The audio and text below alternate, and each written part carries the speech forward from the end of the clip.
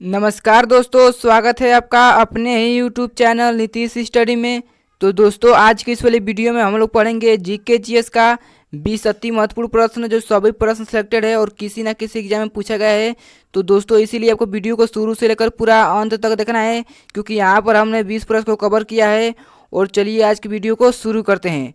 तो आज का पहला सवाल है दोस्तों कि भारतीय राष्ट्रीय कांग्रेस की स्थापना कब की गई थी।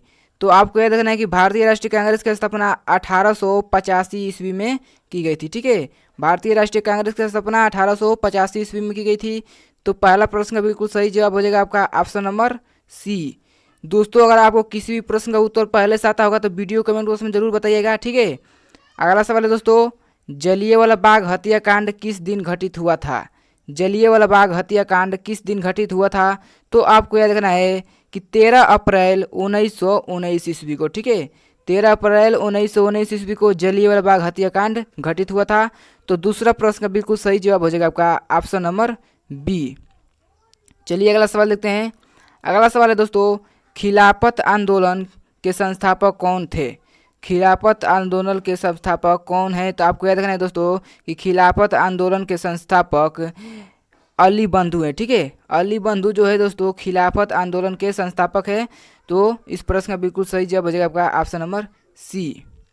दोस्तों, सभी प्रश्न सिलेक्टेड है, इसीलिए आपको वीडियो को पूरा ध्यान से देखना है और अंत तक देखना है। ठीक है, तो चौथा प्रश्न दोस्तों, असहयोग आंदोलन कब शुरू किया गया था। असहयोग आंदोलन कब शुरू किया गया था। तो क्या देखना है कि अगस्त 1920 ईस्वी को। ठीक है, अगस्त 1920 ईस्वी को दोस्तों असहयोग आंदोलन शुरू किया गया था। तो चौथा प्रश्न का बिल्कुल सही जवाब हो जाएगा आपका ऑप्शन नंबर ए। चलिए अगला सवाल देखते हैं दोस्तों।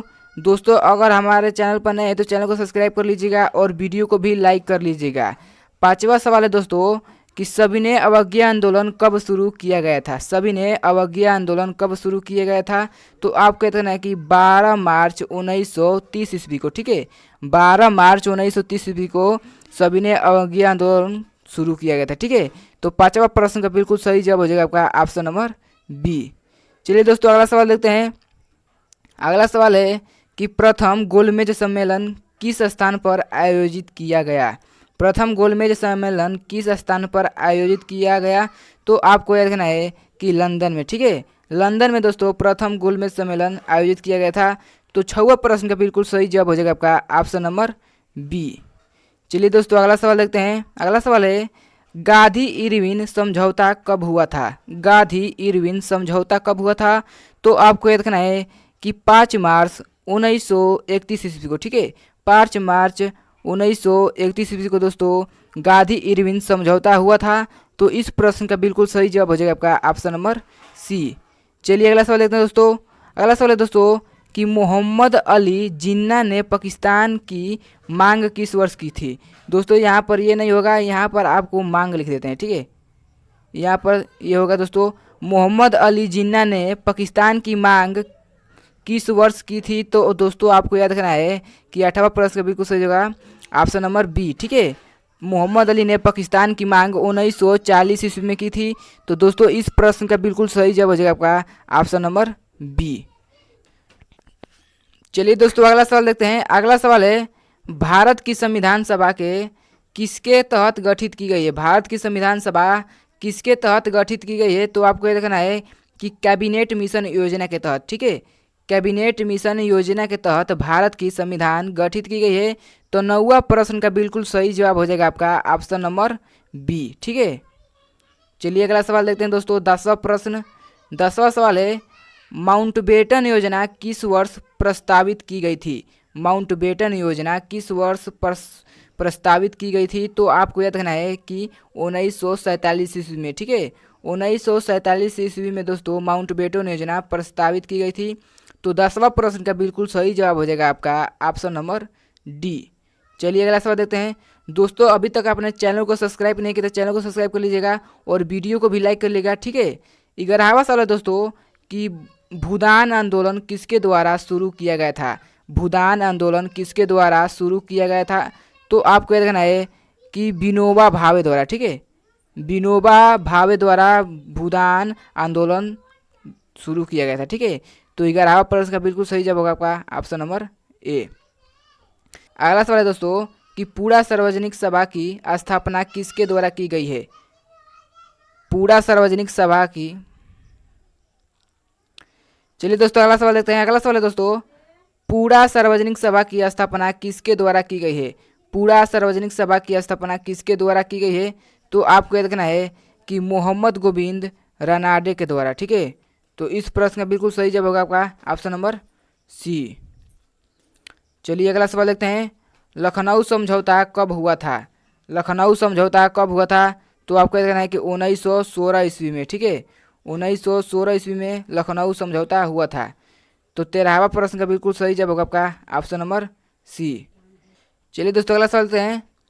भारत छोड़ो प्रस्ताव कांग्रेस की किस बैठक में पारित हुआ। भारत छोड़ो प्रस्ताव कांग्रेस की किस बैठक में पारित हुआ, तो दोस्तों आपको याद रखना है कि वार्धा बैठक में। ठीक है, वार्धा बैठक में दोस्तों भारत छोड़ो प्रस्ताव पारित हुआ। ठीक है, चलिए अगला सवाल देते हैं दोस्तों। तो इस प्रश्न का बिल्कुल सही जवाब होगा ऑप्शन नंबर ए। चलिए अगला प्रश्न देते हैं। साइमन कमीशन भारत कब आया था। साइमन कमीशन भारत कब आया था, तो आपको याद रखना है कि फरवरी 1928 ईस्वी में। ठीक है, फरवरी 1928 ईस्वी में साइमन कमीशन भारत आया था। तो 15वां प्रश्न का बिल्कुल सही जवाब हो जाएगा आपका ऑप्शन नंबर ए। दोस्तों यहाँ पर सभी प्रश्न सिलेक्टेड है, इसीलिए वीडियो को पूरा अंत तक देखिए। ठीक है, अगला सवाल है कि सिपाही विद्रोह के समय भारत का गवर्नर जनरल कौन था। सिपाही विद्रोह के समय भारत का गवर्नर जनरल कौन था, तो दोस्तों आपको याद रखना है कि लॉर्ड कैनिंग। ठीक है, लॉर्ड कैनिंग जो था दोस्तों सिपाही विद्रोह के समय भारत का गवर्नर जनरल था। तो 16वां प्रश्न का बिल्कुल सही जवाब हो जाएगा आपका ऑप्शन नंबर ए। चलिए दोस्तों अगला सवाल देखते हैं। बारडोली सत्याग्रह कब लागू हुआ था।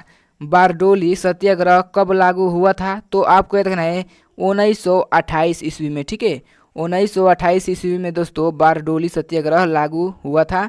तो 17वां सवाल का बिल्कुल सही जवाब हो जाएगा आपका ऑप्शन नंबर डी। चलिए दोस्तों अगला सवाल देते हैं।